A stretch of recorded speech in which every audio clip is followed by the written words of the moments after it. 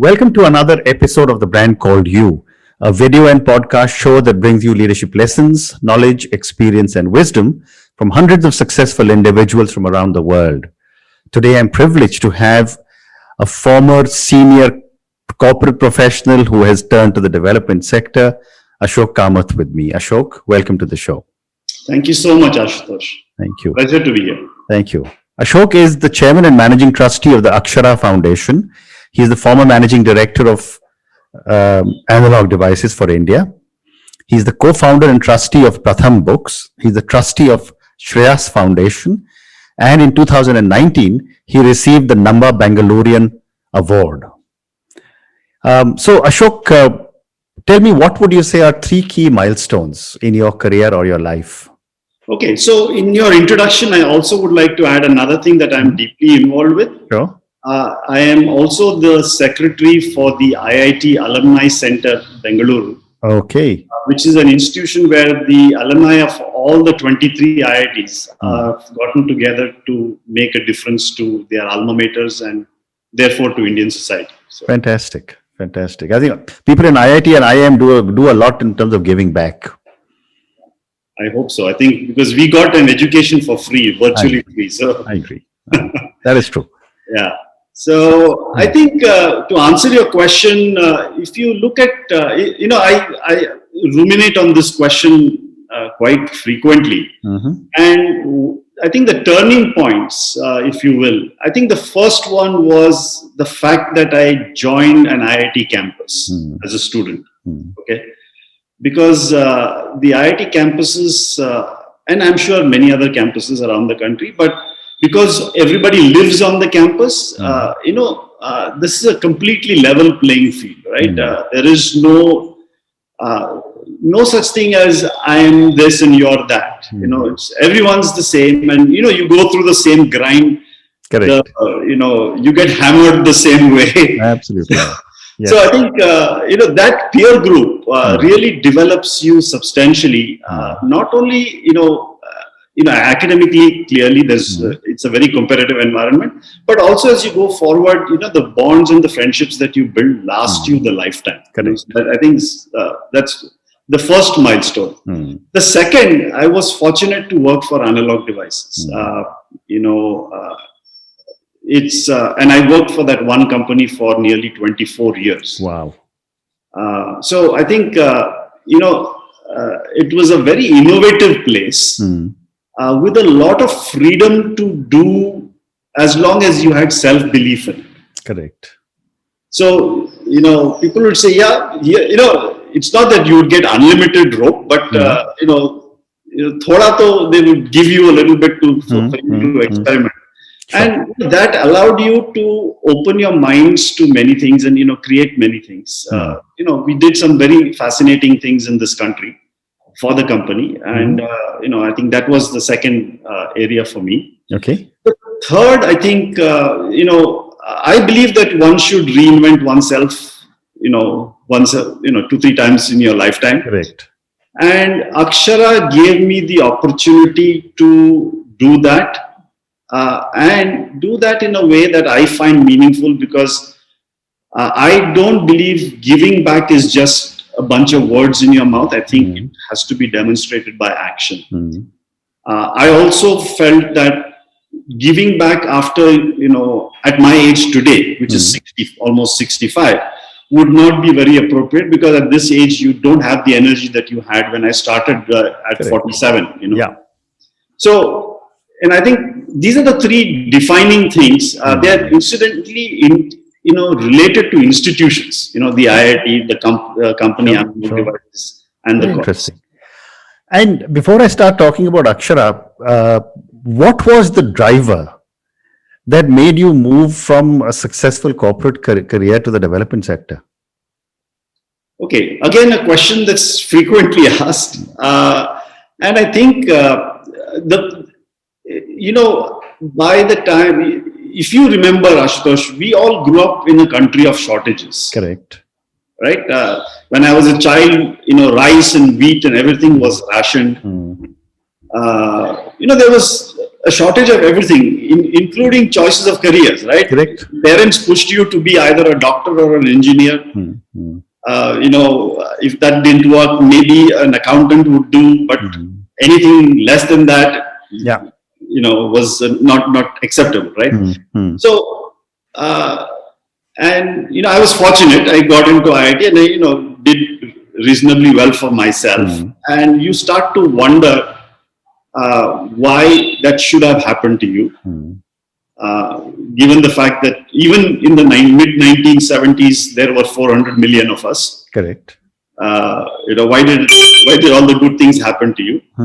So clearly, I felt that if education was made a level playing field for all children, then more people would have opportunities. Well done. Yes. To do better. So I said, if that is so, then how do we go about doing it?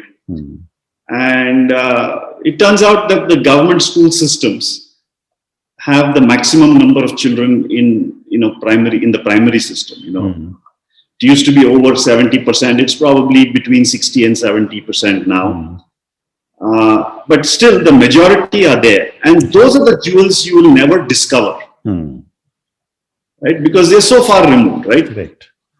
So, I said, if education did wonders for me, it should do the same for many others. So can we effect systemic change? So that was the driving thing. Very interesting. So, let's not talk about Akshara Foundation. I think Akshara basically means words. And when you got into this work, what was the scope of activities that you were handling and how has it grown? Okay, so interestingly, Akshara was started at the request of the Karnataka state government. Oh, wow. Okay. Okay. It's at that point of time when the state reached out to the corporate sector and said, we need some help. Because enrollments in Bangalore at that time in first grade of government schools was dropping off and they were a little concerned. Okay. And so they reached out, to the corporate sector and, pretty soon, after several months of understanding what all we could all do together, this was started. The settler of the trust was the then Commissioner for Public Instruction. So it was literally birthed as today it's fashionably called public-private partnership, but it's probably one of the early ones, if you will, where the settler is a serving IAS officer and the trustees are people from the industry and the voluntary sector coming together, right? And so that's how we started. And so we were preparing children to go into primary school. But over time, we realized that the problems that plagued the preschool area also plagued the primary school system. So we started to worry about children not being able to read or do simple arithmetic, despite the fact that they had spent 5-6 years in school. And we started to say, okay, this thing requires systemic change at population scale, not just doing it with 50 schools or 100 schools. But the whole system needs to evolve and change. And this is a place where a true public-private partnership would work.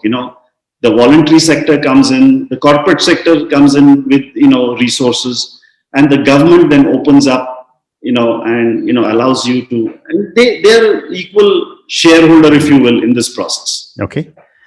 And as you were building out, and I know that you were focusing on maths and English. My first question is: are you still focused on maths and English, or have you brought in the other subjects? Yeah, so it's very interesting, Ashutosh. I mean, we started in the school system, we created a program for enabling children to be able to read. Okay. That was the first thing, right? If you looked at the statistics in 2005, at the very least, to keep it very simple, 1 out of 2 children could not read, simple letters. I mean, and that number hasn't changed dramatically. It's come down by 10%, but it hasn't changed dramatically. So we created a program based on story cards for all children in 1,400 schools in Bangalore city then. And this program was a runaway hit. Okay. It was the first time a program that was scaled up to that level. It was also the first time we brought in some technology. Today everyone talks ed tech. Those days, it was a pre-smartphone days. Okay. And believe it or not, I used a bunch of Palm Pilots. You may remember a Palm Pilot. Yeah, I remember Palm Pilots. From your days at ITC. Yeah. We used Palm Pilots to collect data from the field. Wow. And sync it with a PC at the end of the day and, get your performance graphs rolling and all that. And that's really part of that KL Karnataka Learning Partnership story. But, so we put all of that together. And then when it worked, the government said, we will now take it across the whole state. Okay, so they did that. I wouldn't say that was a great success, them taking over, simply because and this is a lesson we learned, is that you should not leave the playing field too early. Okay. I was naive. I was from the corporate sector. We believe that, market mein chal raha hai to then it's fine. You can go and invent the next product. Correct. And it's a classical mistake. Yeah. But we've corrected that and now built it into our math program. So the math program also came up with its own interesting thing. It's not just an intervention. Normally what happens, you step in, you say, okay, children are not learning math, so you step in with better textbooks or more teachers, better training and all that. We built in a system where it covered, pedagogy, teaching learning material, teacher training, monitoring, assessment, and community engagement. Okay. So instead of an intervention, this has now become a model. Right? And as we exercised it, we realized that model could serve every other subject as well. Okay. If you remove the content of math and pumped in science, the model would work. Okay. Right? So we said, this is interesting because we can enable other non-profits to use a model that we have for their core competence areas. So we said, let's just focus therefore on math and English. And let the model be open sourced, if you will, so that others could use it, right? Wow. Okay. And by the way, I need to mention this to you. Akshara is a big champion of the Creative Commons. So whatever we have learned and developed is available for anyone, anywhere in the world to download, reuse, mix, remix, do whatever they want to do, adapt it to their needs. Just by acknowledging that the original came from Akshara. There's no monetization, nothing. So we don't believe in IP in that sense, other than the Creative Commons. Wow. So, Ashok, as you look back at the growth of Akshara, while there have been some incredible successes, what would you say were some challenges you faced? Oh, I think challenges were a regular occurrence at Akshara. Okay, because you're dealing with the government system of schools, and there is a certain amount of rigidity to that, right? Perhaps I can best explain it by using the following line. A solution is worth if it is politically acceptable, socially desirable, technically feasible, financially viable, and administratively doable. Wow. Now just think about it. Yeah. If you, whatever you have, if you are able to put a checkbox tick to each one of these things, then the chances of you succeeding is very high. This is point one. Point two, I think, is we make the classical mistake that you can walk in with your smarts and solve a problem in 2 years and get out. Now, remember, this has been a system which has been in existence for 60, 70 odd years. Correct. And, hasn't shown much by way of excitement. How do you change something like that in 2-3 years? I think clearly, if you want to make a difference, you need to step in with the long-term vision and say, this is not going to happen in 2 years. So if you're not there for the long haul, I'd say, don't even bother getting into it. Very interesting. And my next question relating to Akshara is that you've when I was reading about you, you've touched the lives of over 1 million children. As an organization, do you keep track of where your children or some of your children are going? And if yes, do you have any amazing stories that you may want to share without giving names? Yeah. So let me, first of all, I think that number 1 million is somewhat dated. We are now impacting routinely 4 million children a year. Amazing. Okay. And I'll explain that to you and then come to the next part of your question. We work inside the system, which means that, for example, today in approximately 85,000 schools in Karnataka, Odisha, and Andhra Pradesh, the math class, there is no separate math class. The class is taught with our materials, our training for the teachers, and all the stuff. So every time there's a math class, you know that it's an Akshara designed product that's put into use there. Okay. So from that perspective, it's very hard to track all the children. Sure. But we need to know some of those nice, heartwarming tales just for our own, satisfaction. Also. And I'll just give you two simple stories. One from an urban setting and one from a rural setting. Okay. The urban setting, there was we for a while ran a robotics lab in some schools in Bangalore. Okay, getting youngsters to be excited about, robotics. And this was for children in grades 5, 6, 7. Okay. And that was a big success because that group of children eventually, in the competition, beat every other school in India. Wow. Twice, once they went to Nagoya in Japan for the international competition and once to Germany for an international competition. Okay. And did well. They took a beating because their English language skills were not high. But when it came to technology, they were really good. Okay. And one of those lads, who's still in touch with us, is now doing his second year of engineering. Amazing. Okay. And this guy, the school was very underprivileged, underserved, and so this motivation came from this lab. This is the math program that we are doing.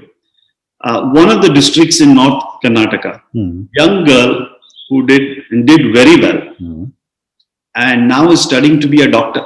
And she says to us, recently, she told us that, the excitement that was created when Akshara brought in, its kits and, the experiential learning kind of helped her, get more enthused and study better and all that. And now she's, So yeah, so some heartwarming stories there. How amazing! How amazing!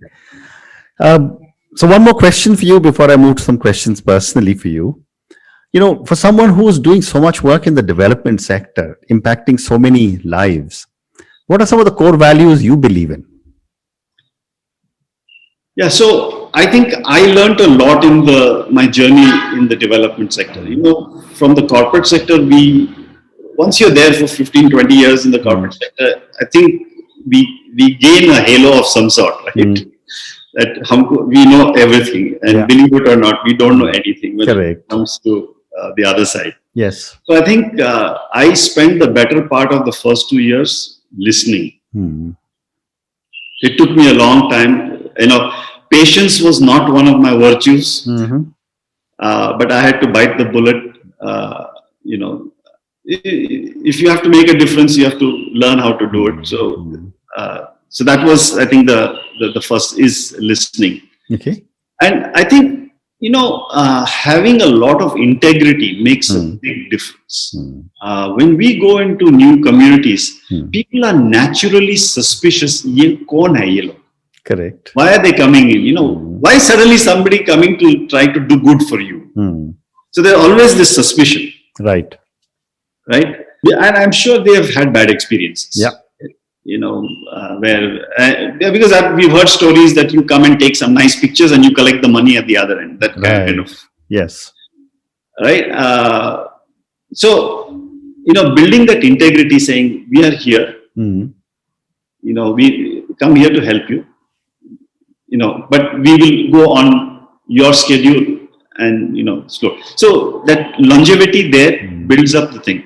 And for example, during the COVID time now, when I was struggling, to figure out what to do with my people on the ground, keeping them safe, plus getting them engaged, because people were in homes and not able to do things. So we came up with this idea of reaching out to households and, telling them the importance of, wearing a mask and, physically distancing and washing hands and sanitizing, all the rest of it. Okay. And over a 60-day window, the team reached out to 700,000 households. Wow. Right? And the households like that because they now know that this is an entity that you can trust. So the integrity and the trust factor is built up so that programs then, become easier to implement. Very nice. And, coming from the corporate sector to the development sector, what did you experience in terms of leadership? What was the difference in leading to very different organizations? Yeah, so I think some of the common things that if you want to be successful in the corporate sector or in the development sector, is clearly the passion for what you do. Correct. Right? So that's number one. And I think there is passion in both the sectors. A lot of my people are extremely passionate. I mean, they are serving so we hire people from where they've grown and, where they've been brought up. Right. So that they make a contribution there. So the passion for doing things for their communities is very high. Okay. What is lacking is, I think, you can find very well educated people in the corporate sector. You don't find the equivalent in the development sector. And it's not the people's fault. Right? On the corporate sector, you have the IITs, IIMs, and equivalent institutions in this country that historically delivered high quality of education. Here, and I know for a fact that going to do a BA is a cop-out, right? Correct. And 95% of our youngsters today, and this is very sad for me to say, which is why one of the big reasons to instill the math thing is that 90-95% of our children, when you ask them, what are you doing? We are doing BA. And, that's really that lack of education puts them at a disadvantage. And I think we need to break that somehow. Correct. Very interesting. So I think these are some of the, glaring things, but clearly the passion on both sides is there. The lack of education, the lack of training, the lack of those kind of skills, the soft skills, that's missing and that we need to build up. Very nice. So I think I've got time for only one more question and I'm going to try and select from the list of questions that I have for you. And my question I think I'm going to focus on the question of success and inspiration. Yeah. So tell me, based on everything that you have done and are achieving, what does success mean to Ashok and who or what inspires you? Okay, so the first part is a little hard to answer always because it's a context driven thing. Absolutely. Right?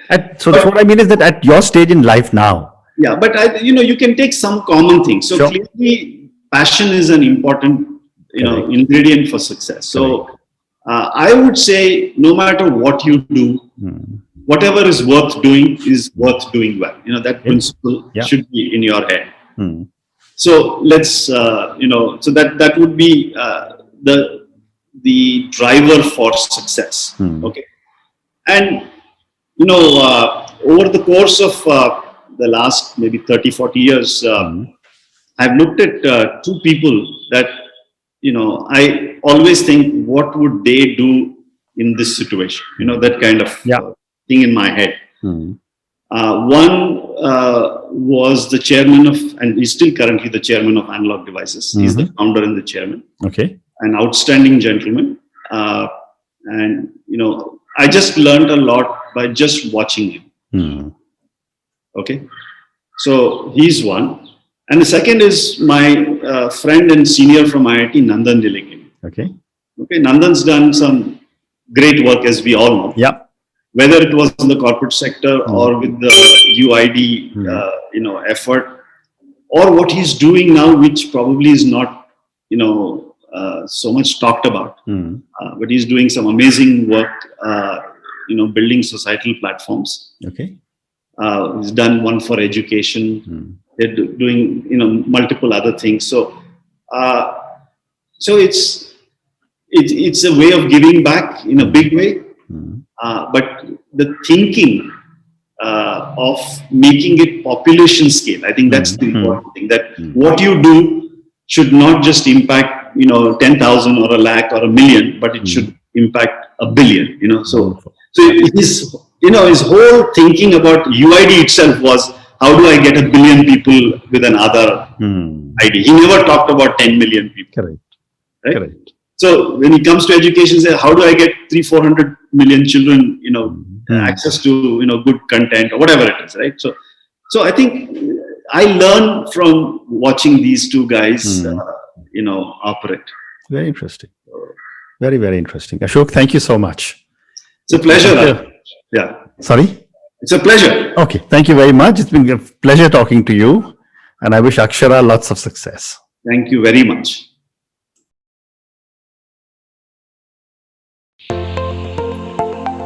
Thank you for listening to the Brand Called You videocast and podcast, a platform that brings you knowledge, experience, and wisdom of hundreds of successful individuals from around the world. Do visit our website www.tbcy.in to watch and listen to the stories of many more individuals. You can also follow us on YouTube, Facebook, Instagram, and Twitter. Just search for the Brand Called You.